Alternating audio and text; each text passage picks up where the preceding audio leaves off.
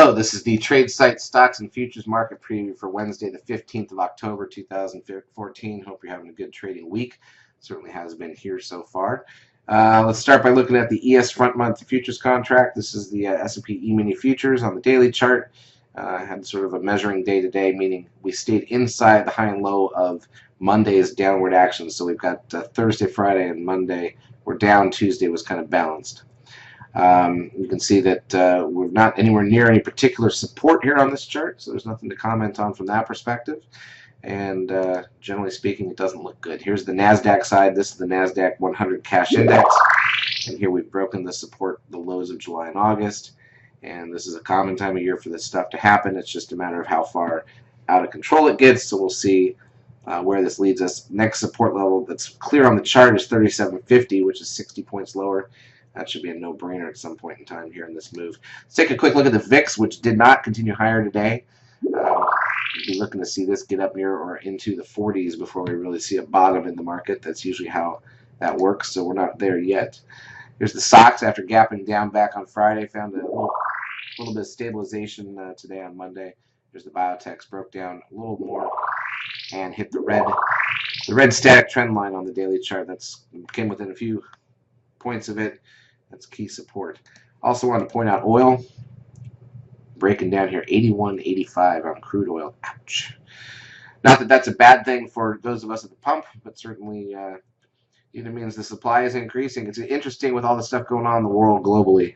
It either means the supply is increasing or the economy is not using it. The demand is decreasing. So it is what it is. Here's a look at gold holding up. And all right, so what are we really looking at here going forward? Let's take a quick look at the ES action on the 5-minute chart to see what we saw Tuesday. So again, you can see how Friday was declining. You can see how Monday we opened flat. We wiggled around, sold off late in the afternoon.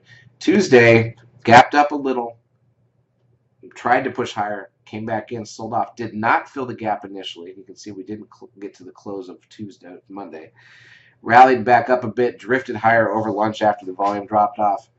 Topped out. That was exactly R1 from the pivot series on the ES right there at the high of the day.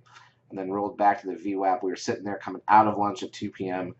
and we drifted lower. And in this case, we did head all the way back. The low of the day is essentially the gap fill. We did fill the gap from the close from the prior session and then came back up a bit. So we closed more negative than positive, just under the open, but green for the day.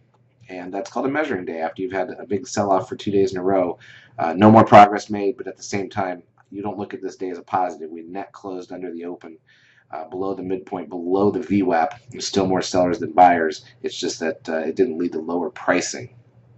We'll do the same on the NASDAQ side. Here we gapped up, made one weak attempt to head higher, and then rolled over and came down and filled the gap. And the rest of the day was basically within that range. So you can see those gap fills. They're very technical. That's what often controls the market. So what do we expect going forward? Well, first of all, tomorrow is finally some economic data. We've had none so far this week. At 7 a.m., we've got the MBA mortgage index. No big deal. At 8:30 a.m., an hour before the market, retail sales, PPI, and Empire Manufacturing. Any one of those is only an okay number, but all three of them could move the market. 30 minutes into the market, we've got business inventories, and at 2 p.m. Eastern time, we got the Fed Beige Book. Let's also keep in mind that in the last 2 days of the week, on Thursday and Friday, we've still got initial and continuing jobless claims, industrial production, capacity utilization, Philly Fed, natty gas, crude oil inventories, the Treasury budget, housing starts building permits, and Michigan sentiment. So there's a lot of data ahead. What else are we in the middle of? We're in the middle of core earnings. Intel released after the bell today. That is the first major. So we've got a lot of earnings due out Wednesday and Thursday.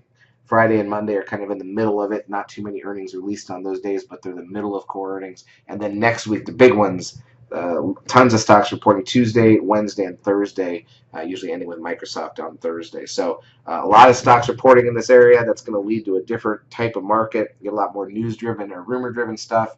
Obviously, you get gaps based on if anybody big in the sector meets or misses. And, of course, more important than the earnings is what they talk about projection-wise for the next quarter, whether they adjust any of their numbers. And if that becomes a pattern or a trend, that will obviously have an impact on the market going out. This is the key time of year because not only that, but we've got the federal budget resets here. This is often why the market kind of tanks around this time of year, the uncertainty. We've got the election coming up, and we've got options expiration this week. So Wednesday would be the day, the most likely day for an options unraveling move. But if it doesn't happen Wednesday, it'd be Thursday. Friday, in the middle of earnings, options expiration itself will probably be dead. So look forward to a couple more. There should be some great trading days ahead here. Hopefully Wednesday and Thursday. Not so sure about Friday, but we'll be calling it as we see it. And again, stay focused on that downside. When you start to get those downward moves, they can lead to big things. You got to find the patterns and get involved and stick with them, just like we have over the last few days. And I would play any upward side of the market. I would only play strictly when you have pure market directional support, the way that we measure it intraday. And even then, keep your stops tight. Those rollovers can happen fast. We are not in rally mode right now. This is completely different than any pullback we've seen for the last year or two. And if you don't play this right, you're going to get hurt. So we'll see you in the lab to help you out. Have a great trading day. Charts, as usual, brought to you by eSigma.